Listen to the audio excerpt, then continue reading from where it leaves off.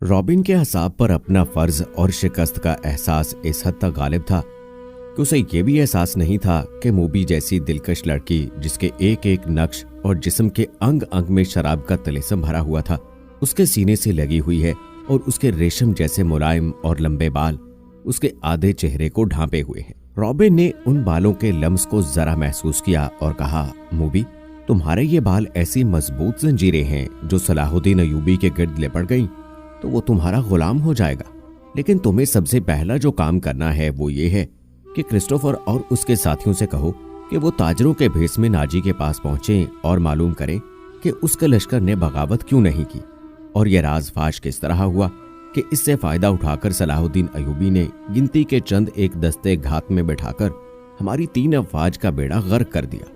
और उन्हें यह भी कहो कि मालूम करें कि नाजी सलाहुद्दीन अयूबी से ही तो नहीं मिल गया और इसने हमारा ये हशर कराने के लिए ही तो खत नहीं लिखा था।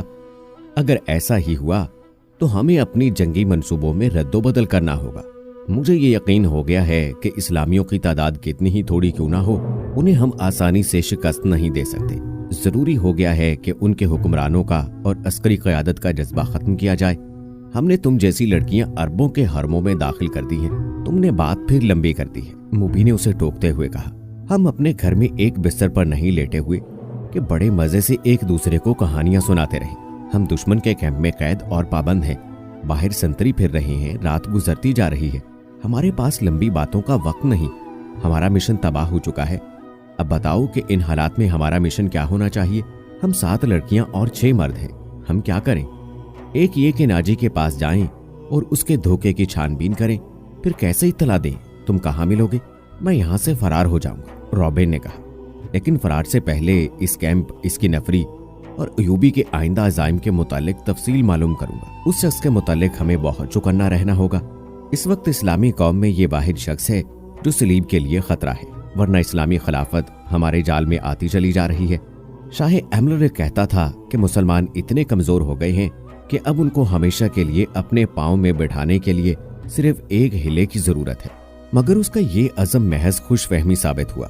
मुझे यहाँ रहकर अयूबी की कमजोर रगें देखनी है और तुम्हें 5 आदमियों के साथ मिलकर सूडानी लश्कर को भड़काना और बगावत करानी है। निहायत जरूरी यह है कि अयूबी जिंदा ना रहे। अगर वो जिंदा रहे तो हमारे इस कैद खाने में जिंदा रहे, जहां वो उम्र की आखिरी घड़ी तक सूरज ना देख सके और रात को आसमान का उसे एक भी तारा नजर ना आए। तुम पहले अपने खैमे में जाओ और अपनी 6 लड़कियों को उनका काम समझा दो। उन्हें खास तौर पर ज़हन नशीन करा दो कि उस आदमी का नाम अली बिन सुफियान है, जिसे इन रेशमी बालों, शरबती आंखों और इतने दिलकश जिस्मों से ऐसे बेकार करना है कि वो सलाहुद्दीन अयूबी के काम का न रहे, और अगर हो सके तो उसके और सलाहुद्दीन अयूबी के दरमियान ऐसी गलतफहमी पैदा करनी है कि वो एक दूसरे के दुश्मन हो जाए। तुम सब अच्छी तरह जानती हो कि 2 मर्दों में गलतफहमी और दुश्मनी किस तरह पैदा की जाती है। जाओ और लड़कियों को मुकम्मल हिदायत देकर क्रिस्टोफर के पास पहुंचो। उसे मेरा सलाम कहना और ये भी कहना कि तेरे तीर को अयूबी पर आकर ही खता होना था। अब इस गुनाह का कफारा अदा करो और जो काम तुम्हें सौंपा गया है वो 100% पूरा करो। रॉबिन ने मूबी के बालों को चूम कर कहा, तुम्हें सलीब पर अपनी इज्जत भी कुर्बान करना पड़ेगी, लेकिन खुदा यस्सु मसीह की नजरों में तुम मरियम की तरह कमारी होगी। इस्लाम को जड़ से उखाड़ना है। हमने यरूशलेम ले लिया है, मिस्र भी हमारा होगा। मूबी रॉबिन के बिस्तर से निकली और खैमे के पर्दे के पास जाकर पर्दा उठाया। बाहर झांका, अंधेरे में उसे कुछ भी नजर न आया। वो बाहर निकल गई और खैमे की ओट से देखा कि संतरी कहाँ है।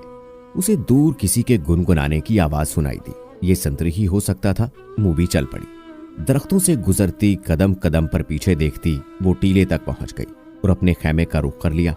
निस्फ रास्ता तय किया होगा कि उसे 2 आदमियों की दबी दबी बातों की आवाजें सुनाई देने लगी। ये आवाजें उसके खैमे के करीब से मालूम होती थी।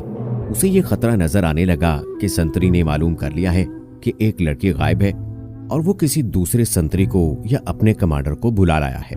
उसने सोचा कि खैमे में जाने की बजाय अपने इन 5 साथियों के पास चली जाए जो मराकशी ताजरों के भेस में कोई 1.5 मील दूर खैमाजन थे। मगर उसे यह ख्याल भी आ गया कि इसकी गुमशुदगी से बाकी लड़कियों पर मुसीबत आ जाएगी। वो थी तो पूरी चालाक, फिर भी उन पर पाबंदियां सख्त होने का खतरा था और कोई चाराकार भी न था।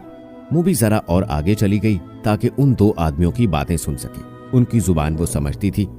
ये तो उसने धोखा दिया था कि वो सिसली जुबान के सिवा और कोई जुबान नहीं समझती। वो आदमी खामोश हो गए। मूबी दबे पांव आगे बढ़ी। उसे बाएं तरफ कदमों की आहट सुनाई दी। उसने चौंक कर देखा। दरख्तों के दरमियान उसे एक स्याह साया जो किसी इंसान का था जाता नजर आया। उसने रुख बदल लिया और टीले की तरफ आने लगा। मूबी कोई खतरा मोल नहीं लेना चाहती थी। वो टीले पर चढ़ने लगी। टीला ऊंचा नहीं था, फौरन ही ऊपर चली गई। वो थी तो बहुत होशियार, लेकिन हर इंसान हर कदम पर पूरी एहतियात नहीं कर सकता। वो टीले की चोटी पर खड़ी हो गई। उसके पसे मंजर में सितारों से भरा हुआ आसमान था। समंदर और सहरा की फिजा रात को आईने की तरह शफाफ होती है। दरख्तों में जाते हुए आदमी ने टीले की चोटी पर टुंड मुंड दरख्त के तने की तरह का एक साया देखा। मूबी ने पहलू उस आदमी की तरफ कर दिया। उसके बाल खुले हुए थे, जिन्हें उसने हाथ से पीछे किया। उसकी नाक, सीने का उभार और लंबा लिबादा तारीकी में भी राज को फाश करने लगा। यह आदमी रात के संतरियों का कमानदार था। वो आदमी रात के वक्त कैंप के गश्त पर निकला और संतरियों को देखता फिर रहा था। ये संतरियों की तब्दीली का वक्त था। कमानदार इसलिए ज्यादा चौकस था कि सुल्तान अयूबी 3 सालारों के साथ कैंप में मौजूद था। सुल्तान डिसिप्लिन का बड़ा ही सख्त था। हर किसी को हर लम्हा खतरा लगा रहता था कि सुल्तान रात को उठकर गश्त पर आ जाएगा। कमानदार समझ गया कि टीले पर कोई लड़की खड़ी है। उसी शाम कमानदारों को खबरदार किया गया था कि सलीबियों ने जासूसी और तखरीबकारी के लिए लड़कियों को इस्तेमाल करना शुरू कर दिया है।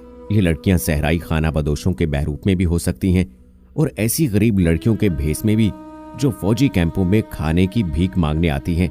और ये लड़कियां अपने आप को मुगविया और मजलूम जाहिर करके पनाह भी मांग सकती हैं। कमानदारों को बताया गया था कि आज रात 7 लड़कियां सुल्तान की पनाह में आई है, जिन्हें बज़ाहिर रहम करके मगर उन्हें मुश्तबा समझकर पनाह में ले लिया गया है। उस कमानदार ने ये अहकाम सुनकर अपने एक साथी से कहा, अल्लाह करे ऐसी कोई लड़की मुझसे पनाह मांगे। और वो दोनों हंस पड़े थे। अब आधी रात के वक्त जब सारा कैंप सो रहा था, उसे टीले पर एक लड़की का हयोला नजर आ रहा था। पहले तो वो डरा कि ये चुड़ैल या जिन हो सकता है। उसने नई संतरी को लड़कियों के खेमे पर खड़ा करके उसे बताया था कि अंदर 7 लड़कियां हैं। उसने पर्दा उठाकर देखा तो दिए की पीली रोशनी में उसे 7 बिस्तर नजर आए थे। हर लड़की ने मुंह भी कम्बलों में ढांप रखा था। सर्दी ज्यादा थी। उसने अंदर जाकर ये नहीं देखा कि 7वां बिस्तर खाली है और इस पर कंबल इस तरह रखे गए हैं जैसे उनके नीचे लड़की सोई हुई है। उसे मालूम नहीं था कि 7वीं लड़की टीले पर उसके सामने खड़ी है। वो कुछ देर सोचता रहा कि उसे आवाज दे या उस तक खुद जाए, या अगर वो जिन या चुड़ैल है तो उसके गायब होने का इंतजार करे। थोड़ी सी देर के इंतजार के बाद भी लड़की गायब ना हुई, बल्कि वो 2-3 कदम आगे चली और फिर पीछे को चल पड़ी और फिर रुक गई। कमानदार, जिसका नाम फखरुल मिस्री था, आहिस्ता आहिस्ता टीले तक गया और कहा, कौन हो तुम, नीचे आओ। लड़की ने हरन की तरह चौकड़ी भरी और टीले की दूसरी तरफ उतर गई। फखर को यकीन आ गया कि कोई इंसान है, जिन चुड़ैल नहीं। वो तनोमन मर्द था। टीला ऊंचा नहीं था। वो लंबे लंबे डग भरता टीले पर चढ़ गया। उधर भी अंधेरा था। रात की खामोशी में उसे लड़की के कदमों की आहट सुनाई दी। वो टीले से दौड़ता उतरा और लड़की के पीछे गया। लड़की और तेज दौड़ पड़ी। फासला बहुत कम था, लेकिन फखर मर्द था, फौजी था, चीते की रफ्तार से दौड़ रहा था। टीले के पीछे ऊंची नीची जमीन, खुश्क झाड़ियां और कहीं कहीं कोई दरख्त था। बहुत सा दौड़कर फखरुल मिस्री ने महसूस किया कि उसके आगे तो कोई भी नहीं। उसने रुककर इधर उधर देखा। उसे अपने पीछे और बहुत सा बाएं को लड़की के कदमों की आहट सुनाई दी। वो तरबियत याफ्ता लड़की थी। जहां उसे हुस्न और शबाब के इस्तेमाल की तरबियत दी गई थी, वहां उसे फौजी ट्रेनिंग भी दी गई थी और खंजर जनी के दाव पेच भी सिखाए गए थे। वो एक दरख्त की ओट में छुप गई थी। फखर आगे गया तो वो दूसरी तरफ दौड़ पड़ी। ये ताकुब आंख मचोले की मानिंद था। फखर को अंधेरा परेशान कर रहा था। मूबी के कदम खामोश हो जाते तो वो रुक जाता। कदमों की आवाज सुनाई देती तो वो दौड़ पड़ता। गुस्से से वो बावला हुआ जा रहा था। उसने ये जान लिया कि ये कोई जवान लड़की है। अगर बड़ी उम्र की होती तो इतनी तेज और इतना ज्यादा ना भाग सकती। ताकुब में फखर 2 मील फासला तय कर गया। मूबी ने झाड़ियों और ऊंची नीची जमीन से बहुत फायदा उठाया। उसके मर्द साथियों का डेरा करीब आ गया था। वो दौड़ती हुई वहां तक जा पहुंची। उसने अपने आदमियों को आवाजें दी। वो घबराकर जागे और खेमे से बाहर आए। एक ने मिशल जला ली। ये डंडे के सर पर लिपटे हुए कपड़े थे। उनकी आंखी रोशनी बहुत ज्यादा थी। फखर ने तलवार सौंत ली और हाँपता कांपता उनके सामने जा खड़ा हुआ। उसने देखा कि ये 5 आदमी लिबास से सफरी ताजर नजर आते हैं और मुसलमान लगते हैं। लड़की उनमें से एक की टांगों को दोनों बाजुओं में मजबूती से पकड़े बैठी हुई थी। मशल के नाचते शोले में उसके चेहरे पर घबराहट और खौफ नजर आ रहा था। उसका सीना उभरा और बैठ रहा था। उसकी सांसें बुरी तरह उखड़ी हुई थी। ये लड़की मेरे हवाले कर दो, फखरुल मिस्री ने हुक्म के लहजे में कहा। ये एक नहीं, एक आदमी ने इल्तिजा के लहजे में जवाब दिया। ये एक नहीं, एक आदमी ने इल्तिजा के लहजे में जवाब दिया। हमने तो 7 लड़कियां आपके सुल्तान के हवाले की हैं, आप उसे ले जा सकते हैं। नहीं, मूबी ने उसकी टांगों को और मजबूती से पकड़ते हुए, रोते हुए और खौफजदा लहजे में कहा, मैं इसके साथ नहीं जाऊंगी। ये लोग ईसाइयों से ज्यादा वहशी हैं। इनका सुल्तान इंसान नहीं, सांड है, दरिंदा है। उसने मेरी हड्डियां भी तोड़ दी हैं। मैं उससे भाग कर आई हूँ। कौन सुल्तान? फखर ने हैरान सा होकर पूछा। वही जिसे तुम सलाहुद्दीन अयूबी कहते हो, मूबी ने जवाब दिया। वो अब मिस्र की अरबी बोल रही थी। ये लड़की झूठ बोल रही है, फखर ने कहा और पूछा, ये है कौन? तुम्हारी क्या लगती है? अंदर आ जाओ दोस्त, बाहर सर्दी है, एक आदमी ने फखर से कहा। तलवार न्याम में डाल लो, हम ताजिर हैं, हमसे आपको क्या खतरा? आओ इस लड़की की बेवता सुन लो, उसने आह भर कर कहा। मैं आपके सुल्तान को मर्द मोमिन समझता था, मगर एक खूबसूरत लड़की देखकर वो ईमान से हाथ धो बैठा। वो बाकी 6 लड़कियों का भी यही हशर कर रहा होगा। इनका ये हशर दूसरे सालारों ने किया है, मूबी ने कहा। शाम को इन बेचारों को अपने खैमे में ले गए थे और उन्हें बेसुध करके खैमे में डाल आए। वो खैमे में बेहोश पड़ी हैं। फखरुल मिस्री तलवार न्याब में डालकर उनके साथ खैमे में चला गया। अंदर जाकर बैठे तो एक आदमी ने आग जलाकर कहवे के लिए पानी रखा और उसमें जाने क्या कुछ डालता रहा। दूसरे आदमी ने फखर से पूछा कि उसका रुतबा क्या है। उसने बताया कि वो कमानदार और औहदेदार है। उन्होंने उसके साथ बहुत सी बातें की जिनसे उन्होंने अंदाजा कर लिया कि ये शख्स आम किस्म का सिपाही नहीं और जिम्मेदार फर्द है, ज़हीन और दलेर भी है। उन लोगों में से एक ने, जो क्रिस्टोफर था, फखर को 7 लड़कियों की बिल्कुल वही कहानी सुनाई जो उन्होंने सलाहुद्दीन अयूबी को सुनाई थी। उन्होंने फखर को यह भी बताया कि सुल्तान अयूबी ने उनके मुताल्लिक क्या कहा था। उन लड़कियों ने सुल्तान को पेशकश भी की थी कि वो अपने घरों को तो वापस नहीं जा सकती और ईसाइयों के पास भी नहीं जाना चाहती, इसलिए वो मुसलमान होने को तैयार हैं, बशर्त ये कोई अच्छे रुतबों वाले अस्करी उनके साथ शादी कर ले। हमने सुना था कि सुल्तान सलाहुद्दीन अयूबी किरदार के लिहाज से पत्थर है। हम हर रोज सफर पर रहने वाले ताजर हैं, उन्हें कहां साथ लिए फिरते। उन्हें सुल्तान के हवाले कर दिया गया, मगर सुल्तान ने इस लड़की के साथ जो सलूक किया वो उसकी जुबानी सुन लो। फखरुल मिस्री ने लड़की की तरफ देखा तो लड़की ने कहा, हम बहुत खुश थीं कि खुदा ने हमें एक फरिश्ते की पनाह दी है। सूरज गुरूब होने के बाद सुल्तान का एक मुहाफिज आया और मुझे कहा कि सुल्तान बुला रहा है। मैं बाकी 6 लड़कियों की निस्बत जरा ज्यादा खूबसूरत हूँ। मुझे तवक्को नहीं थी कि तुम्हारा अयूबी बुरी नीयत से बुला रहा है। मैं चली गई। सुल्तान अयूबी ने शराब की सराही खोली, एक प्याला अपने आगे रखा और एक मुझे दिया। मैं ईसाई हूँ, शराब 100 बार पी है। बहरी जहाज में ईसाई कमानदारों ने मेरे जिस्म को खिलौना बनाए रखा है। सलाहुद्दीन अयूबी भी मेरे जिस्म के साथ खेलना चाहता था। शराब और मर्द मेरे लिए कोई नई चीजें नहीं थी, लेकिन अयूबी को मैं फरिश्ता समझती थी। मैं उसके जिस्म को अपने नापाक जिस्म से दूर रखना चाहती थी, मगर वो ईसाइयों से बदतर निकला जो मुझे बहरी जहाज में लाए थे। और जब उनका जहाज डूबने लगा तो उन्होंने हमें एक कश्ती में डालकर समंदर में उतार दिया। उनमें से किसी ने हमारा साथ ना दिया। हमारे जिस्म चचोड़े हुए और हड्डियां चटकी हुई थीं। खुदा ने हमें बचा लिया और इस आदमी की पनाह में फेंक दिया जो फरिश्ते के रूप में दरिंदा है। मुझे सुल्तान ने ही बताया था कि मेरे साथ की बाकी 6 लड़कियां उसके सालारों के खैमों में हैं। मैंने सुल्तान के पांव पकड़कर कहा कि मेरे साथ शादी कर लो। उसने कहा, अगर तुम मुझे पसंद करती हो तो शादी के बगैर तुम्हें अपने हरम में रख लूंगा। उसने मेरे साथ वहशियों का बर्ताव किया, शराब में बदमस्त था। उसने अपने साथ मुझे लिटा लिया। जो ही उसकी आंख लगी मैं वहां से भाग गई। अगर मेरी बात का एतबार ना आए तो उसके मुहाफिजों से पूछ लो। इस दौरान एक आदमी ने फखर को कहवा पिलाया। जरा सी देर बाद फखर का मिजाज बदलने लगा। उसने नफरत से कहकहा लगाया और कहा, हमें हुक्म देते हैं कि औरत और शराब से दूर रहो और खुद शराब पीकर रात औरतों के साथ गुजारते हैं। फखर महसूस ही ना कर सका कि लड़की की कहानी महज बेबुनियाद है और ना ही वो महसूस कर सका कि उसका मिजाज क्यों बदल गया है। उसे हशीश पिला दी गई थी। उस पर ऐसा नशा तारी हो चुका था जिसे वो नशा नहीं समझता था। वो अब अपने तस्वुरों में बादशाह बन चुका था। लड़की के चेहरे पर मिशल के शोले की रोशनी नाच रही थी। उसके बिखरे हुए स्याही माइल भूरे बाल चमक रहे थे।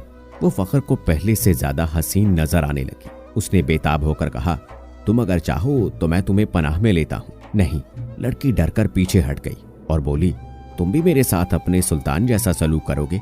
तुम मुझे अपने खैमे में ले जाओगे और मैं एक बार फिर तुम्हारे सुल्तान के कब्जे में आ जाऊंगी। हम तो अब दूसरी 6 लड़कियों को भी बचाने की सोच रहे हैं, एक ताजर ने कहा। हम उनकी इज्जत बचाना चाहते थे मगर हमसे भूल हो गई। फखरुल मिस्री की निगाहें लड़की पर जमी हुई थी। उसने इतनी खूबसूरत लड़की कभी नहीं देखी थी। खैमे में खामोशी तारी हो गई, जिसे क्रिस्टोफर ने तोड़ा। उसने कहा, तुम अरब से आए हो या मिस्री हो? मिस्री, फखर ने कहा। मैं 2 जंगें लड़ चुका हूं, इसलिए मुझे ये ओहदा दिया गया है। सूडानी फौज कहाँ है जिसका सालार नाजी है? क्रिस्टोफर ने पूछा। उस फौज का एक सिपाही भी हमारे साथ नहीं आया, फखर ने जवाब दिया। जानते हो ऐसा क्यों हुआ? क्रिस्टोफर ने कहा। सूडानियों ने सलाहुद्दीन अयूबी की अमारत और कमान को तस्लीम नहीं किया। वो फौज अपने आप को आजाद समझती है। नाजी ने सुल्तान अयूबी को बता दिया था कि वो मिस्र से चले जाएं, क्योंकि वो गैर मुल्की हैं। इसलिए अयूबी ने मिस्रियों की फौज बनाई और लड़ाने के लिए यहाँ ले आया। उसे तुम लोगों को शराफत और नेकी का झांसा दिया और खुद ऐश कर रहा है। क्या तुम्हें माले गनीमत मिला है? अगर तुम्हें मिला भी तो सोने चांदी के 2-2 टुकड़े मिल जाएंगे।